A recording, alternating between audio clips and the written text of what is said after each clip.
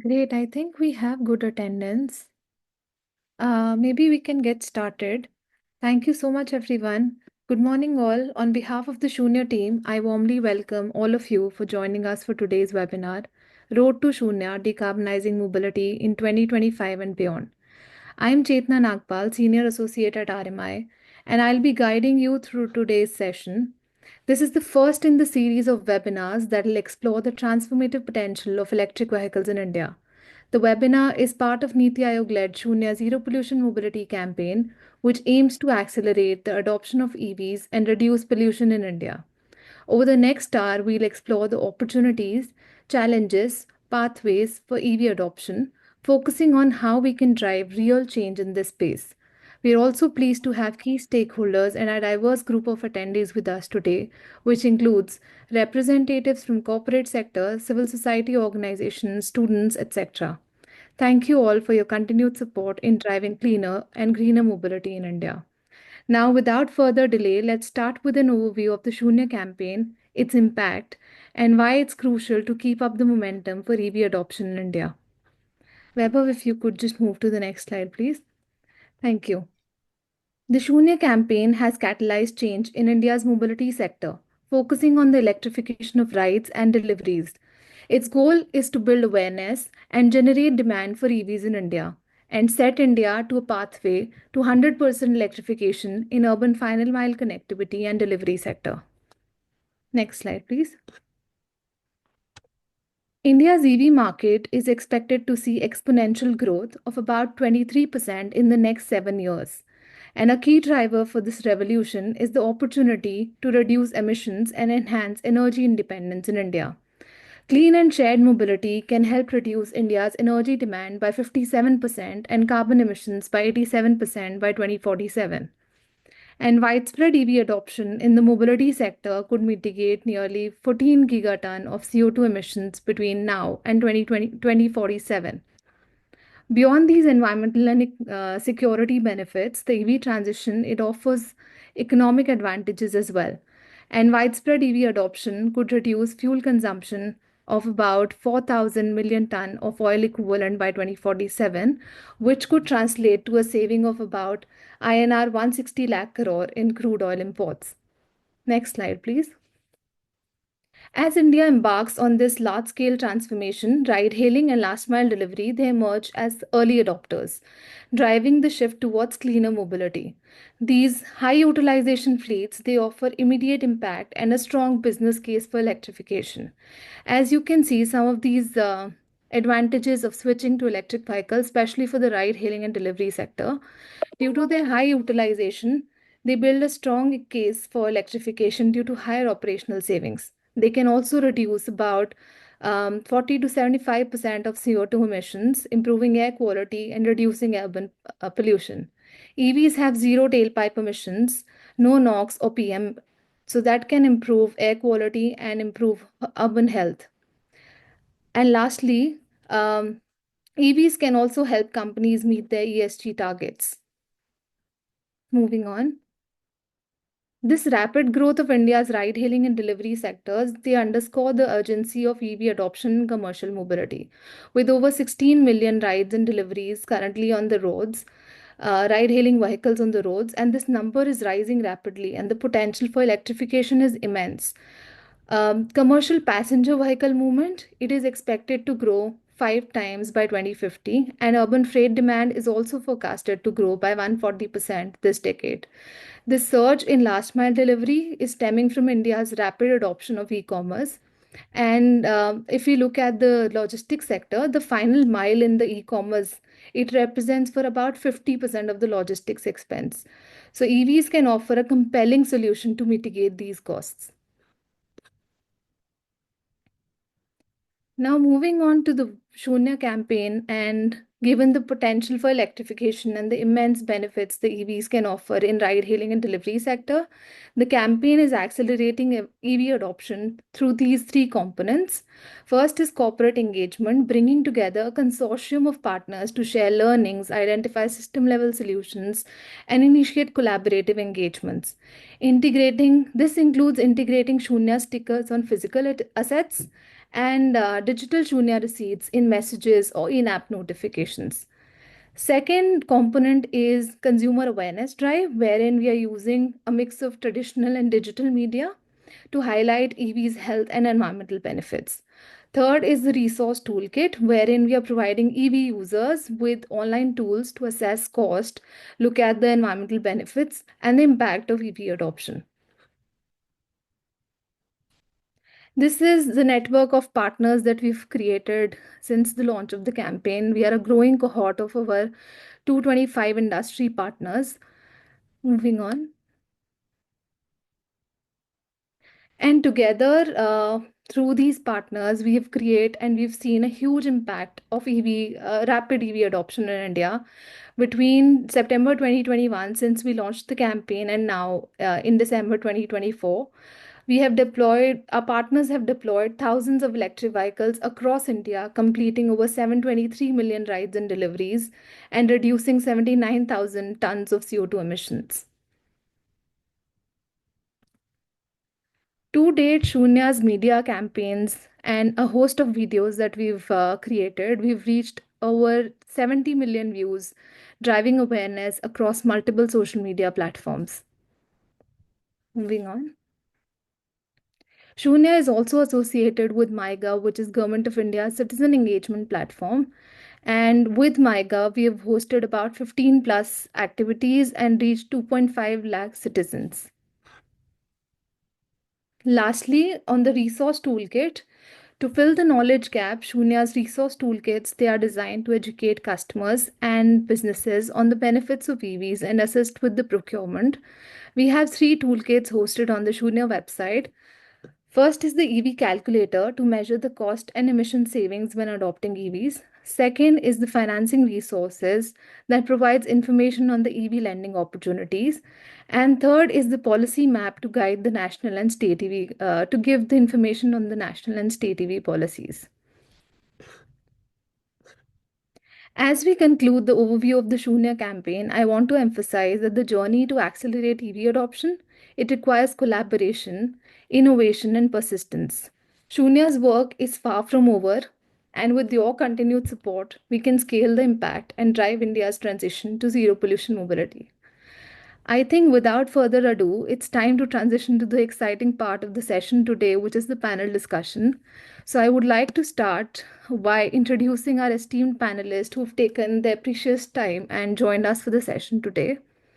Our first panelist is Ms. Anjalli Ravi Kumar. She is the Chief Sustainability Officer at Zomato.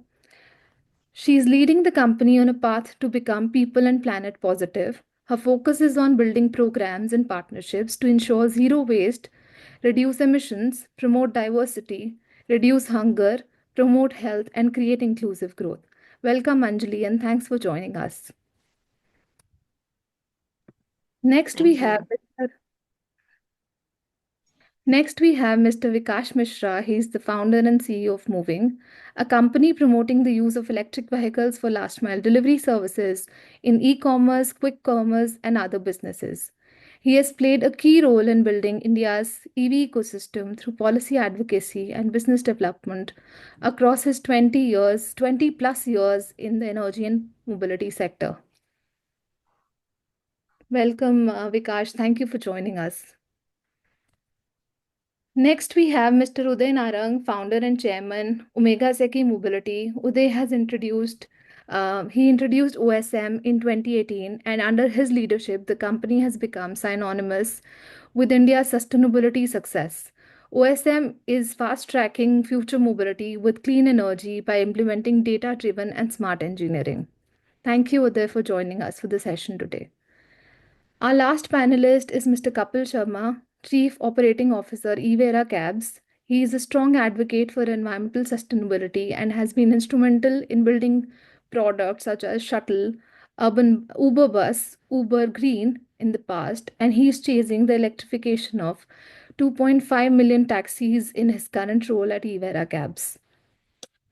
Lastly, the moderator for our session today, Ms. Samhita Shiledar, who serves as a principal at RMI. leading initiatives within the India and global carbon free transportation programs at RMI. She is advancing clean, efficient, and affordable passenger and freight mobility in India and outside. Over to you, Samhita. Thank you so much, Chetna, for the warm introductions, and welcome everyone to the Shoonya webinar series, the first episode of Road to Shoonya, Decarbonizing Mobility in 2025 and beyond. It is an absolute pleasure to host today's session with such a distinguished and diverse panel of experts. So, first of all, thank you so much, everyone, for joining us. A quick overview of how I'm planning on hosting today's discussion. We'll start off with a quick check in question for all of our panelists to set the stage. Following that, I'll pose specific questions to each of the panelists. Towards the end, we'll have a rapid fire closing round to wrap up the discussion, and we'll also dedicate some time in the end for audience Q&A. So please feel free to type your questions in the chat box at any point during the session. So let's get started without any further ado. As Chetna mentioned, the Shoonya campaign promotes zero pollution mobility for last mile deliveries and ride hailing, which supports Government of India's vision with respect to accelerated EV adoption. So to set the tone for today's conversation, I would like to ask all of the panelists, what are the most critical actions your organization is currently taking to increase EV adoption in your operations, and any exciting initiatives that you might have planned for 2025? We'll start with Kapil. Thank you, Samhita. I think thank you everyone for joining in. So I think at Evera, given the concerns about global warming and pollution, I think the electrification has become a key future bet for all of us, and that is where I think we have narrowed down to pick just one segment car in our mandate, which is actually chasing 2.5 million commercial taxis, which we have in India, which is ICE fuel car, and we think that it is going to be the adopter, the fast forward mode, because taxis used to contribute almost 5 to 10x more in terms of pollution, right, as compared to personal segment. And that is where we are just taking this thread primarily and trying to create an environment where we can make them enable the conversion. I think the key challenge that we have foreseen so far, and that is where I think we are very much instrumental to incubate this, is the higher upfront cost and couple of things which are related to challenge of adopting EVs. And I think we are just trying to ensure that there is more and more business to a particular car, so that the driver who is the eventually business owner of running that EV feel safe and feel secure about their revenue stream and everything. And that is where Evera is playing a pivotal role, ensuring the streamline of revenues for the years, not just for a day, so that the adoption becomes smooth today and tomorrow it becomes fast forward. So I think that's how we are trying to help us, all of us, in this journey. Thanks for sharing that, Kapil. Vikash, do you want to share what MoEVing is doing? Sure. I like the topic, Samhita, 2025 and beyond. This year, we are focusing on three big things. One is the traditional logistics player like Safe Express, Gati. We want to collaborate with them and ensure that their deliveries are happening through EV. So that's one. With Safe Express partnership, we are looking to deploy 3,000 plus Tata Ace equivalent four-wheeler with them. Number two, with long-range vehicles in last Bharat Mobility Show, we are seeing that lot many OEMs like Tata, Mahindra, Montra, Ashok Leyland, Switch, Uday, OSM are coming with a lot of four-wheeler option. It gives us the confidence that more four-wheeler products are coming in the market. While we have been trying the intra-city movement with the four-wheeler, but now with the high-range vehicles, we have also started up-country movement of round-trip distance of about 500 kilometer. For example, Mumbai, Pune, Calcutta, Asansol, Delhi, Jaipur. This up-country movement will really help in electrifying more use cases of delivery that we are seeing in this country. And third, we have realized that Mission Shunya is not only a tier one city phenomena, Samhita, it is also getting impacted in tier two and tier three cities. So we are rapidly expanding while we are present in 30 plus cities already, but we are expanding more to tier 2 and tier 3 cities like Ranchi, Jamshedpur, on our as part of our plan. So three key things: working with the logistics players and help them electrify. Second, starting the upcountry movement where round trip distance about 500 kilometer. And third, expanding moving footprint to tier 2 and tier 3 cities. Thank you, Vikash, for sharing all of the big whole system approach that MoEVing is having right now. Anjali, over to you. Any plans you would like to share? So we have four levers through which we are encouraging our delivery partner base to adopt EVs. The first and foremost is that we engage in partnerships, and this is probably the most critical action, which is we engage in partnerships with leasing companies because Samhita, as the delivery sector in quick commerce as well as food delivery grow, we will see more migrants coming in to participate and earn from deliveries.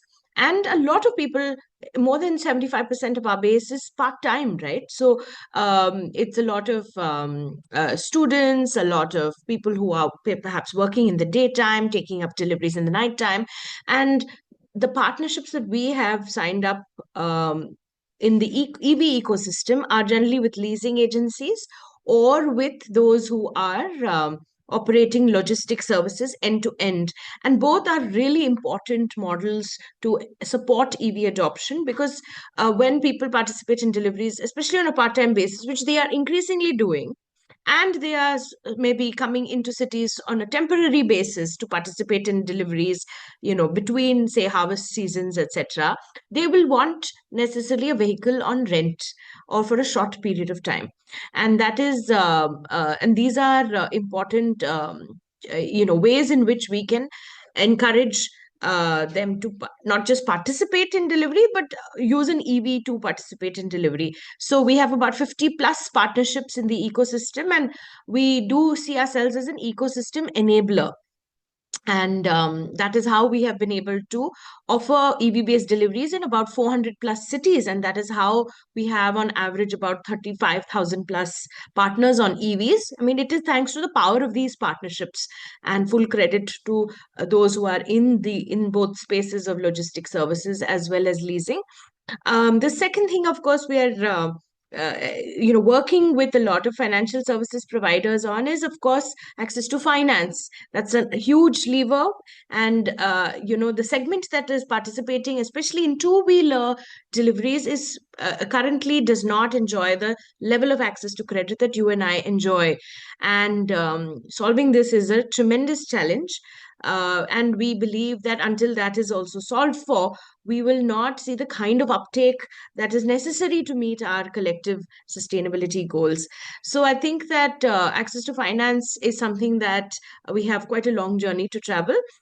The third lever is, of course, the work that we are doing on awareness of EV benefits. I think we've seen from the number of EV bazaars that we've held across the country, and we had a very large one in Delhi last September, that even in cities like Delhi, where you think that everybody knows about EVs and it's such a common technology, that is actually untrue. A large segment of the population doesn't know exactly what kind of bike is best suited for delivery, for instance, or that, what kind of range would you need? How sturdy does the bike need to be? What are my options? There's a lot of information and guidance that's required, especially for the segment of population that is participating in deliveries, to really get comfortable with this technology, and and we need to collectively work on ensuring that we are guiding even the OEMs to produce bikes that are well suited for this need, because we need all of what we are saying will come sort of true in terms of EVs delivering on our emissions and cost reduction goals, as long as we have the right kind of vehicle, a long distance 140 kilometers plus vehicle that can travel at high speeds as well. And honestly, today the range of such vehicles, or sort of the number of models within the affordable sort of price range for delivery partners, is still very small. So I think working closely with OEMs as well as generating awareness for delivery partners is the third and the fourth levers of change that we're looking to invest in. Yeah, thank you, Anjali, for sharing that and especially highlighting the role of partnerships in this whole change. I have a lot of follow-up questions, but before that, I want to pass it to Uday to share any plans Omega Seiki might have right now, especially 2025 and beyond with respect to EV adoption. First of all, great, great to see everybody here. Great work that Shoonya does, in this space. Obviously, RMI has been doing some great work over the years, and I think that is extremely important. Live in Delhi, and we talk about all the pollution, but AQI doesn't seem to stop ever. It just continues to go, and everybody blames each other. And I think this is, we've got to continue to work towards making India greener and cleaner. One thing is clear.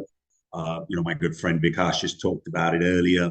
We were just at the Bharat Mobility show, and look at, I don't think, anybody who's there. It's the largest, automobile, show in the planet now. Over 9 million people showed up. It's even bigger than Detroit. And the atmosphere, the main theme, no matter what anybody says, was electric. It was being electric, being there.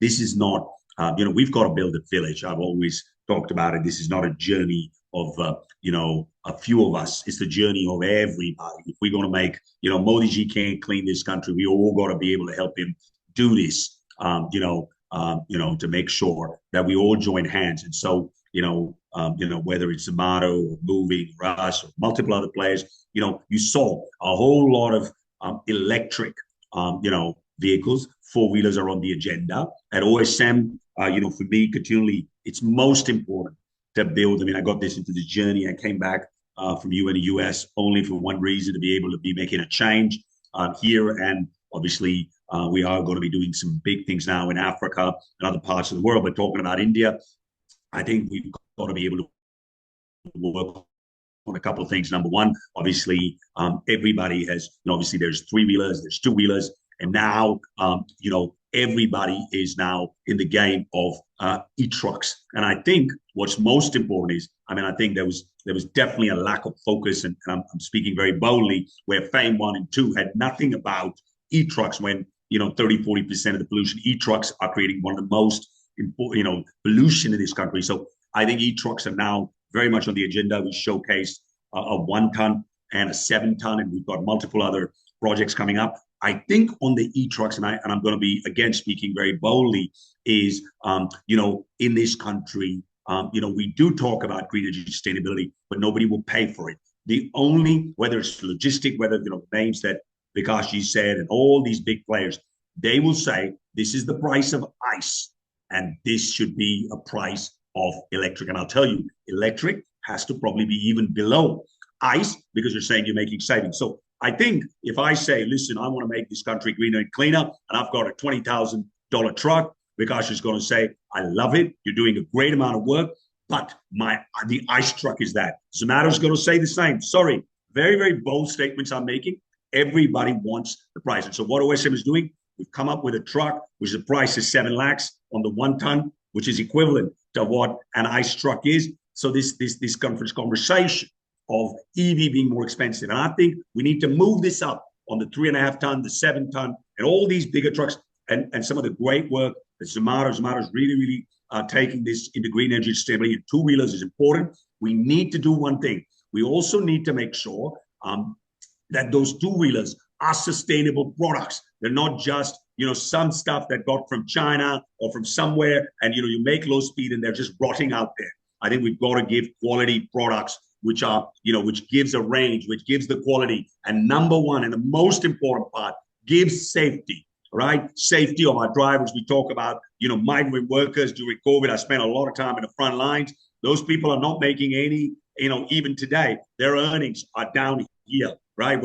They're not living in this startup world of, what we see with the Ferraris and all, and the beautiful, lives that founders are living. We've got to make sure we make a change for those people, right? Making 20,000 or whatever, right? And in this trucks, in this journey of green energy, we've got to be able to bring, and I keep saying, we've got to join. There is no competition. We all got to make a change. And whether it's in the cabs, whether it's what Vikash is doing or what, Anjalli and his team, ma'am, are doing in, Zomato, and whatever small work at OSM we are doing. Clearly, the idea is to bring a couple of things. Bring vehicles that are safe and cleaner. You have to bring pricing. You have to bring charging infra. We've got to bring leasing. Leasing at 20% at the lowest level of people is wrong. I mean, we cannot have, our lowest earners to be paid, to be charged 22% rate of interest. For that, we have to build OSM. We're working on a secondary market. So we're working in multiple areas. I know time is limited, but again, the clear point here today is we've got to build a village individually. Look at what, and I've got, look at what China is doing on EV. They have actually not just built villages, they've actually built cities on this, where the ecosystem works together. I don't think in this journey, it is either Vikash San's or Anjalli Ma'am's or Kapil's role. It is together. We have to make this working together. And including you, Samhita, we all have to say, we've got to make ourselves. And if we need a little bit, I'm not asking, in India, every last paisa matters, but we've got to put a hand in the pocket a little bit, because the future generations of this country, your kids, your mom, or my sister need to live in a cleaner and greener India. Jai Hind, Jai Bharat. That's it. Thank you for sharing that insight there. Vikash, I'm curious to get your perspective on a lot of the things that Uday just mentioned, especially more so in the context of urban freight, though. So urban freight sector is rapidly growing and it is uniquely positioned for electrification. I'm curious to hear from you, what opportunities do you see in this urban freight sector with respect to scaling, EV adoption, any unique challenges that currently you're facing, and what is special about the urban freight sector in terms of EVs? You're on mute.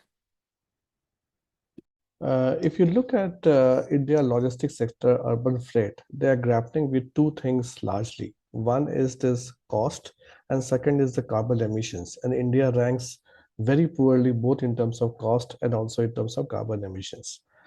Let's talk about the cost first, right? As Uday rightly pointed out, that in the cost, one is the upfront price of the vehicle, and then there's a variable cost.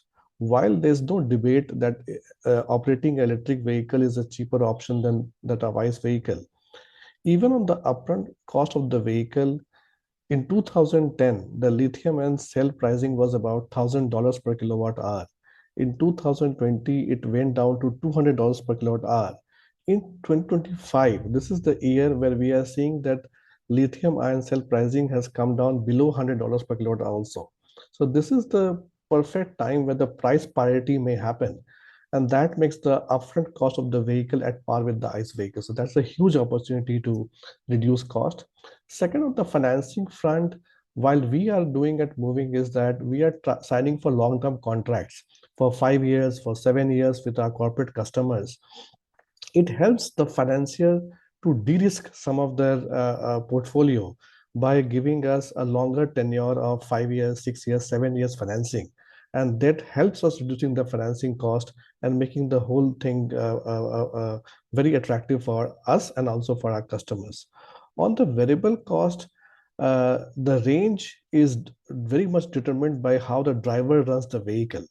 The kind of training that we provide, the kind of tech-driven solutions that we provide, our drivers are able to extract a range of 200 kilometers per day in a Tata Ace kind of vehicle when the ARI certified range is about 140, 150 kilometers. That really helps in terms of driving the efficiency much better. So if I combine the upfront cost of the vehicle reaching the cost parity, price parity, and the variable cost generally being operating cost being cheaper.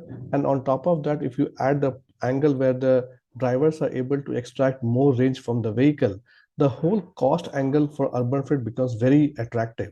And that's what we are seeing, that lot many corporates are now started with experiment with 5 vehicles, 6 vehicles just to try. Now they are talking about 30%, 40%, 50% adoption in the next few years.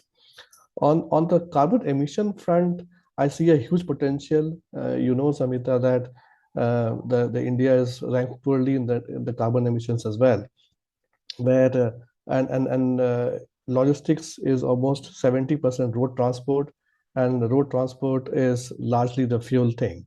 So if we are able to electrify the urban freight, the carbon emissions abatement potential is huge. In the last 3 years, what we have done as part of a moving is we have abated 7,500 metric ton of carbon emissions, which is equivalent of creating 30 Lodi gardens in India. That is the impact we have created by electrifying the deliveries of our corporate customers.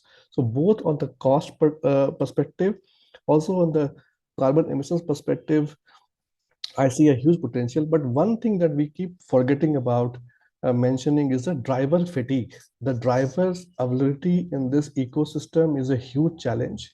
And what we have seen that by driving electric vehicles, our drivers feel that the smell of a diesel, the heat of the engine, the noise pollution, all of them they get rid of those part of it, and they feel that their fatigue is less and they have a better quality of life by driving electric vehicles compared to ICE vehicles.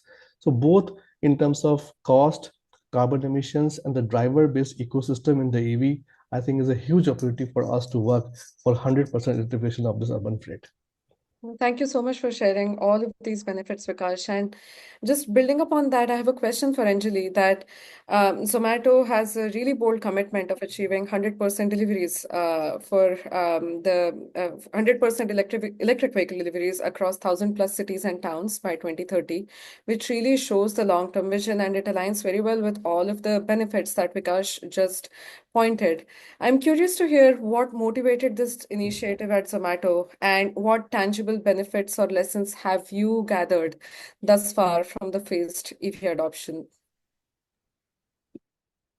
So our EV commitment is driven by three things. One is we do genuinely believe that in the long term, EVs will benefit the business enormously, as we've pointed out. For us as well, a large chunk of our costs per order are all related to delivery costs, and we believe that that can be driven down with the adoption of EVs over time, of course. And the second reason is really that, of course, as a corporate that's deeply committed to sustainability, we are the only food delivery company in India that offers carbon neutral deliveries even today. We are the only food delivery company that offers plastic neutral deliveries because we have made that investment in voluntarily recycling plastic that is used by restaurants.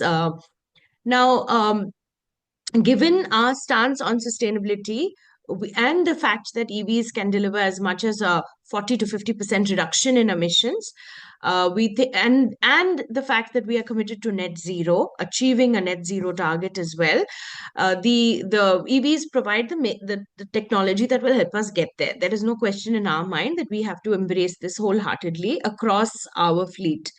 So sustainability is the second big motivator. And the third, of course, is actually diversity, because EVs, especially low speed, actually can help diverse groups participate in deliveries. And EVs have prompted new rental models to emerge. We believe that all of those groups that were traditionally left out of, could not afford their own vehicle, could not even ride a high speed vehicle, or found ICE vehicles very difficult to manage. All of these groups can now participate in deliveries, which is actually the way forward for our industry, that more and more people benefit from participation in deliveries.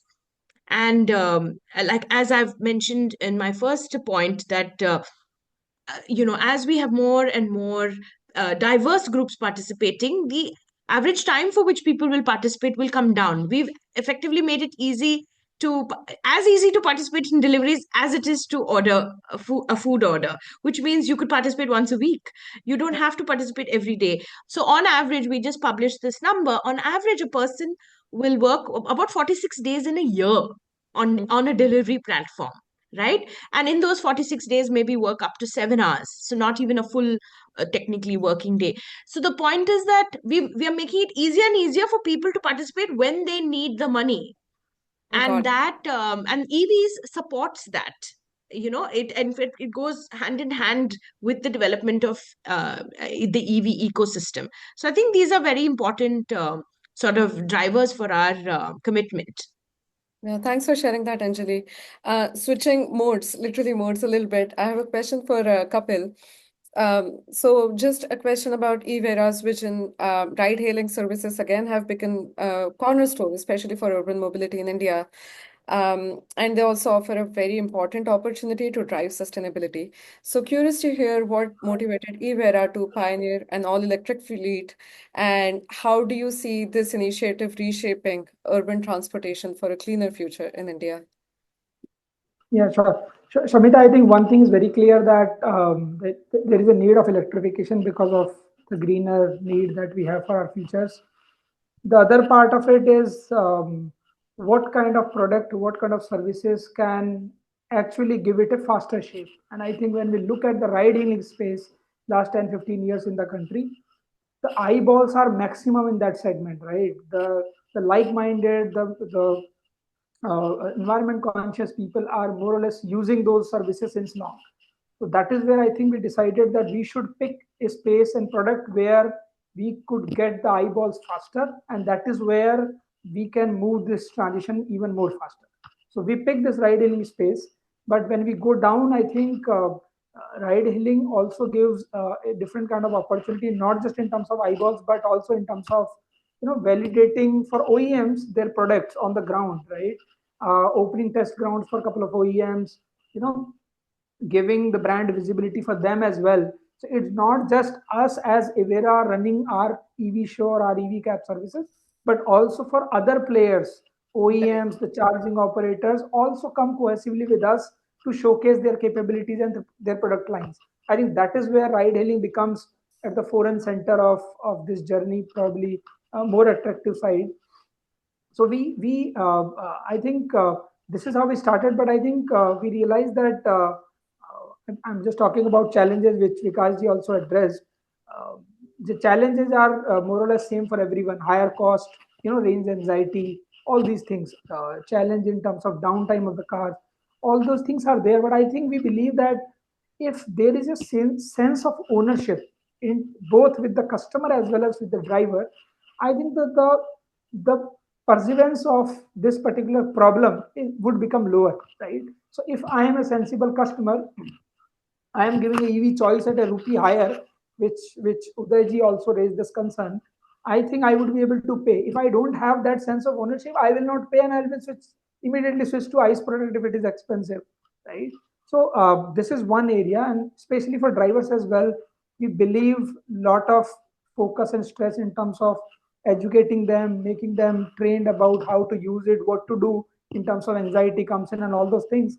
But we believe, and we have seen the last 1 to 2 years of this journey, specifically when we are scaling ourselves almost 2x every year, the drivers are now more confident operating EVs. They are saying that this car is actually much more easier to operate in the traffic because there is no clutch and gear system, right? And once they are habitual of where to charge, what kind of support Evera has given, I think that is where the comfort has increased. And on Right. top of everything, I think we know that the real challenge about EVs, I mean, the real value of EVs, how to run them more and more so that you can fetch more profits because the operating cost is lower. And I think that is where we have bridged our product line, one on the B2B side, serving corporates on the contractual basis, as well as on the B2C side, where we have our own app running the airport transfer services in Delhi NCR as of now, which we are going to scale in a couple of cities. And in middle, there is a B2B2C area exists as well, where large aggregators like Uber, Ola, InDrive, and MMTs, Yatras of the world, who never want to have assets in their books, they actually need a reliable partner who can give them EVs so that they can also meet their mandate of electrification. And I think that is where we have become very pivotal in the industry last 3 4 years, providing cars to everyone so that they also meet their mandate. We also add our bit into the overall game plan and keep the system moving and very aggressive. Right. No, thank you so much for sharing that. And Kapil also mentioned the role of OEMs. So I want to ask a question to there. Just from OEMs and manufacturing side of things, what is your perspective on how technology and innovation is going to shape the EV adoption in India, especially for ride-hailing and delivery sectors. So role of technology and innovation. I think technology is extremely important as we take this journey. You really saw what technology can do. With just what happened in the markets. With deep, with a company that out of China can shake the whole U.S. market. So technology is something that's continually changing. I think we have to use technology for our benefit. I mean, with the work that Zomato,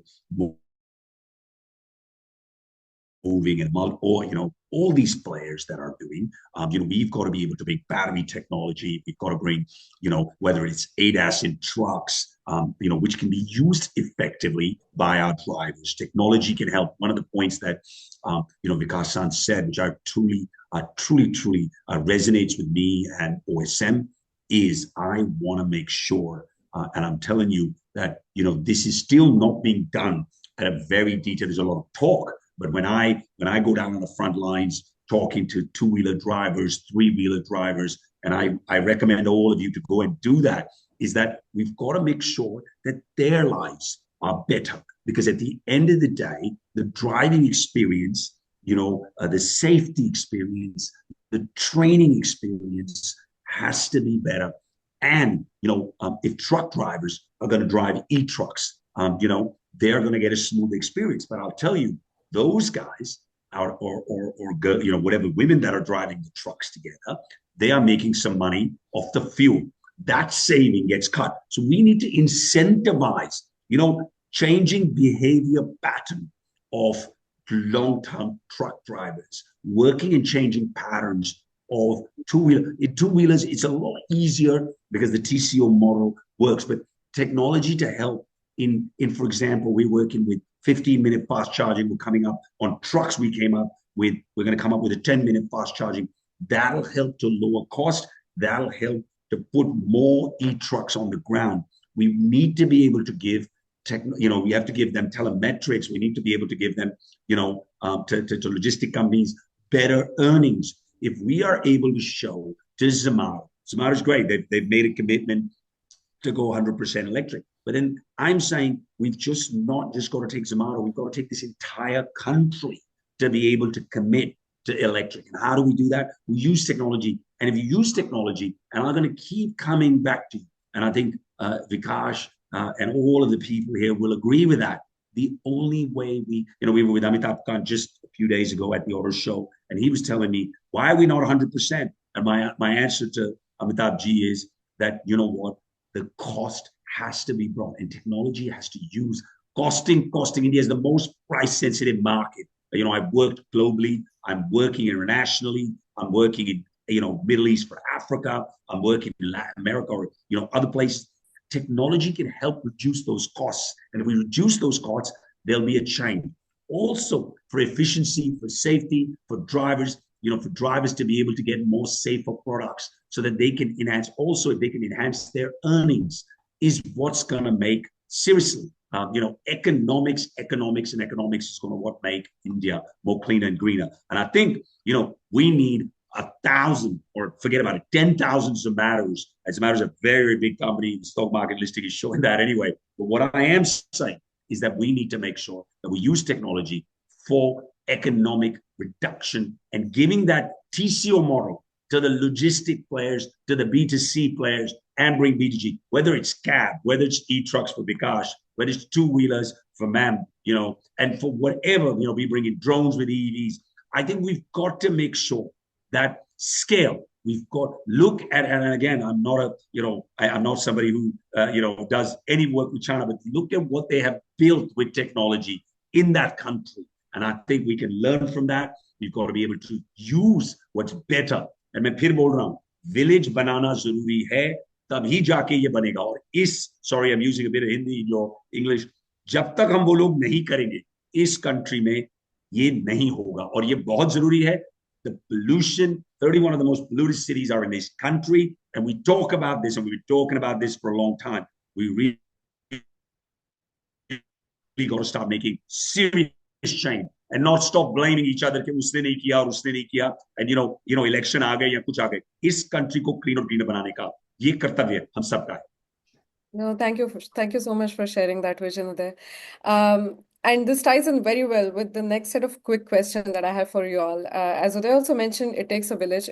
It's going to take a lot of stakeholder collaboration. And as industry leaders, you all are coordinating, you all are working with different types of stakeholders every day. I'm sure that also involves a lot of coordination, convincing in terms of EV transition. So I have a separate set of questions for all of you, but pretty much on the theme of how do you convince collaborators, stakeholders, consumers that you work with to adopt for EVs. So to start with, my question is for Vikash. You MoEVing or companies like MoEVing are critical as they are intermediaries between corporates and consumers and drivers. A very short, quick answer in the interest of time. What strategies have you used to convince corporates and also drivers who are hesitant towards EV adoption? Yeah. See, one thing is that Kapil, like Shoonya, has already built a lot of awareness in the corporates. Only what they don't know is how they move from understanding the concept or hearing the concept to actual execution of it. So our approach has been that we will be your one-stop solutions for everything that you require for making a delivery through EV, whether you need the vehicle, whether you need the driver, whether you need the charging and parking solutions, whether you need the telematics, technology, operations, driver management, we'll do everything for you. All that we have to do is you have to agree to start somewhere, whether it's a 5 vehicle, 10 vehicle, 1 vehicle, so that you also do a pilot kind of thing.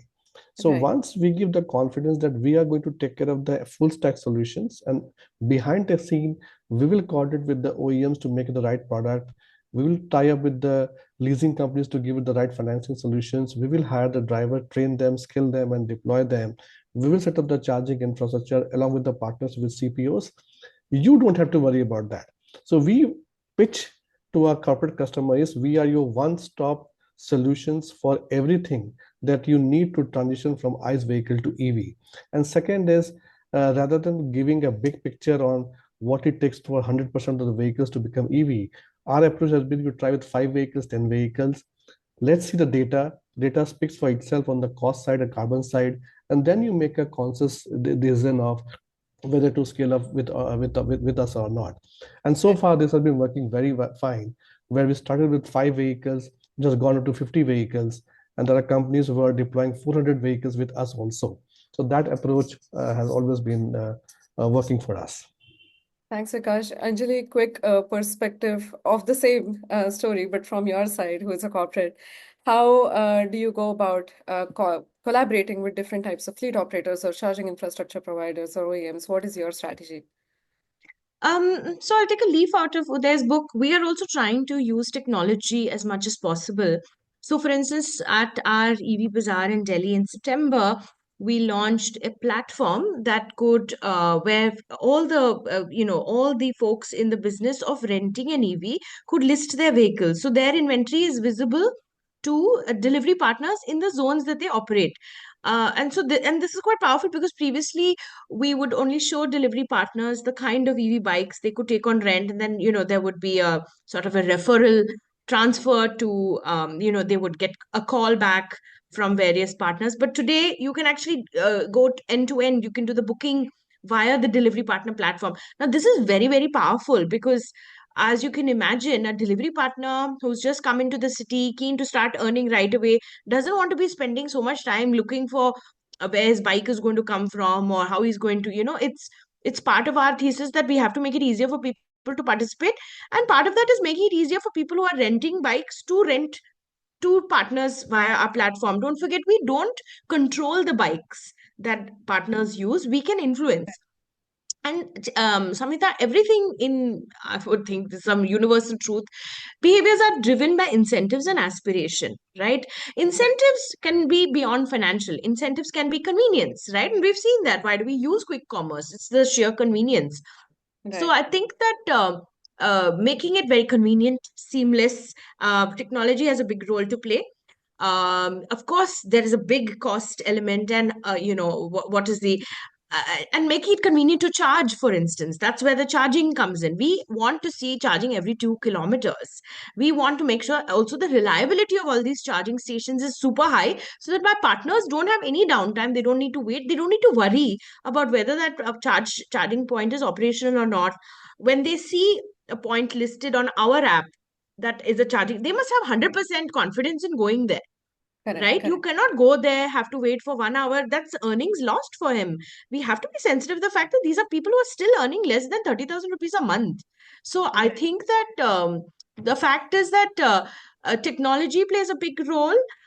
And for us, we want to see that, and fine. So when I talk about incentives come in the way of, two big categories of incentives are convenience and another incentive is reliability.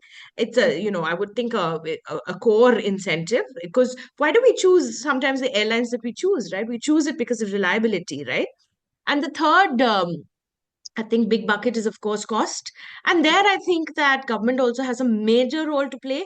It is too early to pull the plug on incentives, especially for people who are entering delivery and who are not yet who don't have the kind of finances available. So we do think that the purchase rebates, registration tax waivers, road tax waivers, these are going to continue to play a very important role to motivate people to transition out of renting to actually buying an EV for long term use, Makes right? sense. And that confidence does come, but it comes in maybe 6 to 7 months of operating an EV on rent and really understanding how beneficial the vehicle is in their delivery experience. So I think that these things are going to incentives, and of course there's aspiration. On the aspiration front, don't forget we're in a country where past 50 years ice bikes have been marketed to young men as the ultimate sort of symbol of manhood, right? I mean, one of those large vehicles that makes a lot of noise is is equal to what it is to have arrived in your neighborhood. My point is that I would love to see a lot more marketing to young men, Right. that EVs are as cool, and definitely to women as well. Yeah, no, thank you for sharing that. We literally just have 6 minutes.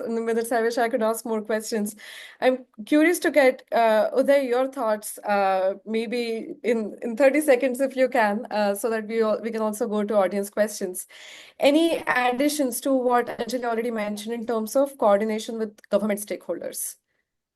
I think first of all, just quickly, I know 30 seconds, women drivers are just as important as men drivers. Leave this man and how I want the women, Anjali San, I want the women. 48% of this country is women. So we cannot leave the women behind. Leave the manhood behind. I think the women are leading.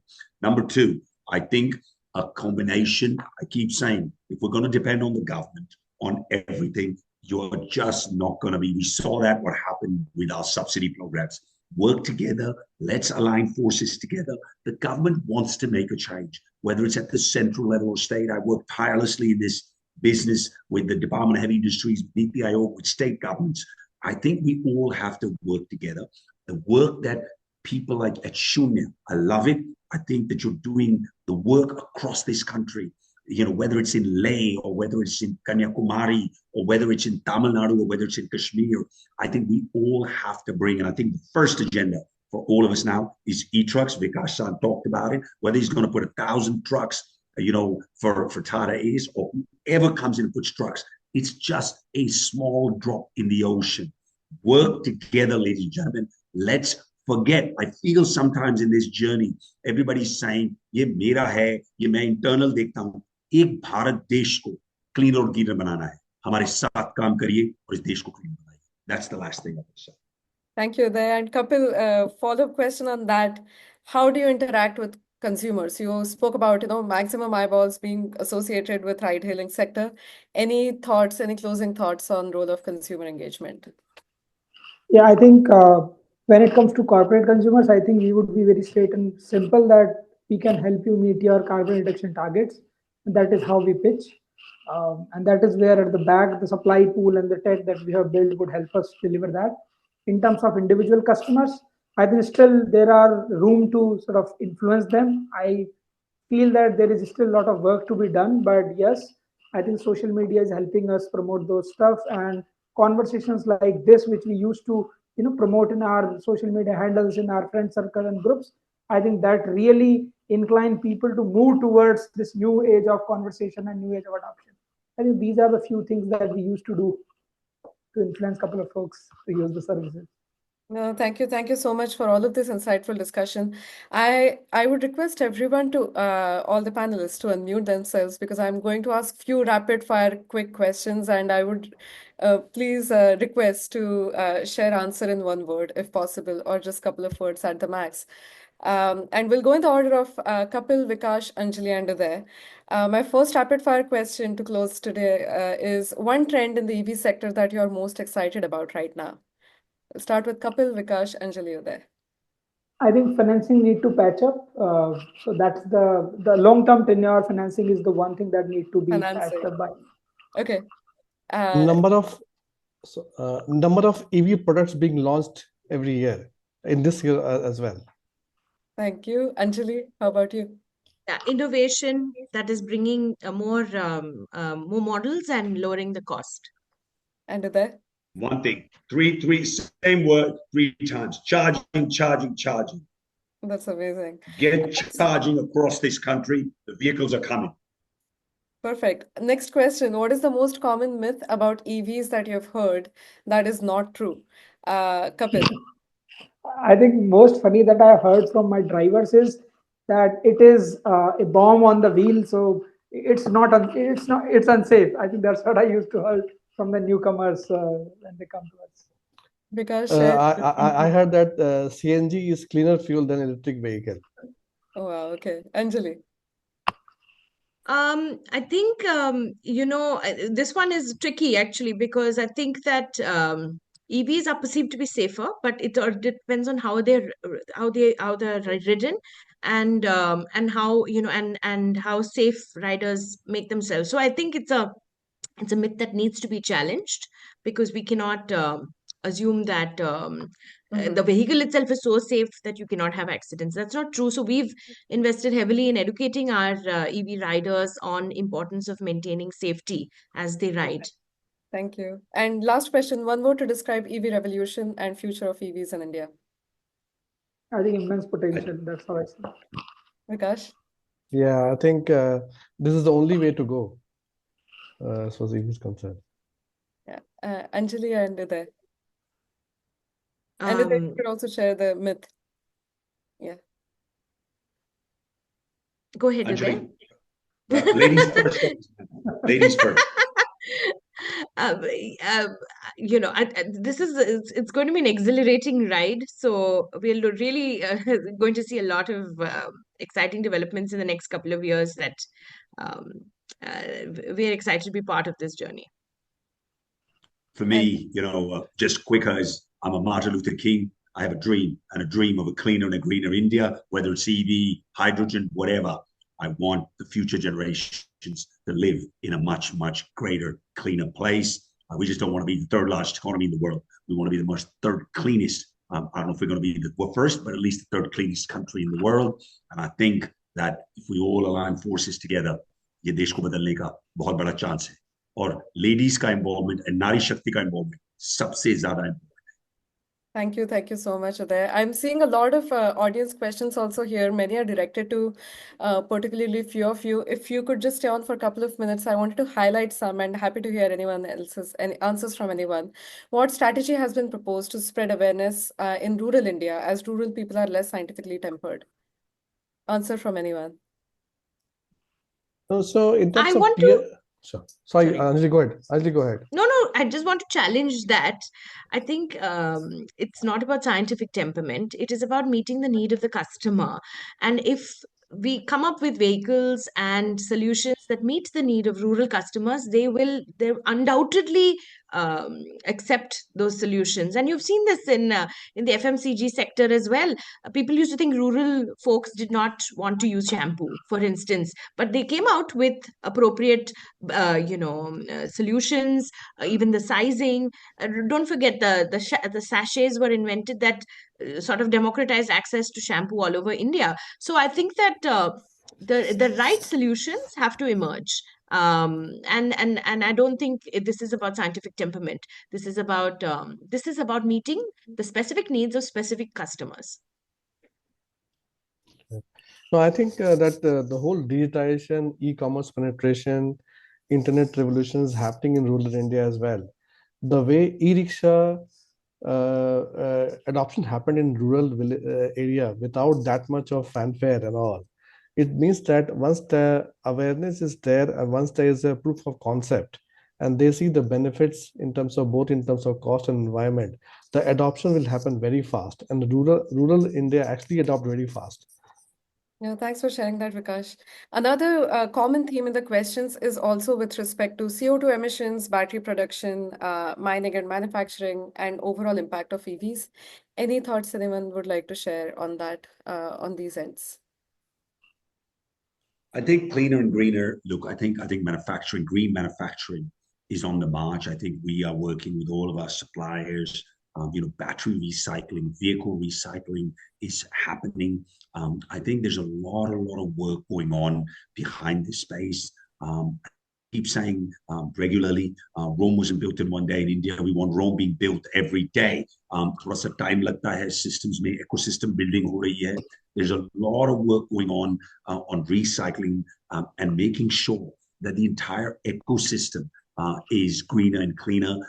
We are now very much talking whether it is packaging, whether it is recycling of batteries, whether it's recycling of vehicles, a second life of vehicles, second life of batteries. All of that work is going down. Two things will happen. It'll increase productivity. It'll reduce costing further. It will give confidence to, one of the biggest things, and Kapil-san talked about, is financing. If you can find a second life, and if you can find a resale value of vehicles, I will tell you, I will guarantee you the financing costs will go down. If the financing costs go down, guys like Vikash-san will put even more vehicles on the ground. Zomato will get more, logistic players comes with two-wheelers. And in tier 2, 3, 4 cities, let me tell you, those tier 2, 3, 4 cities are not behind. The education and the knowledge of this country is continually, हम लोग सोचते हैं tier 2, 3, 4 cities पीछे हैं.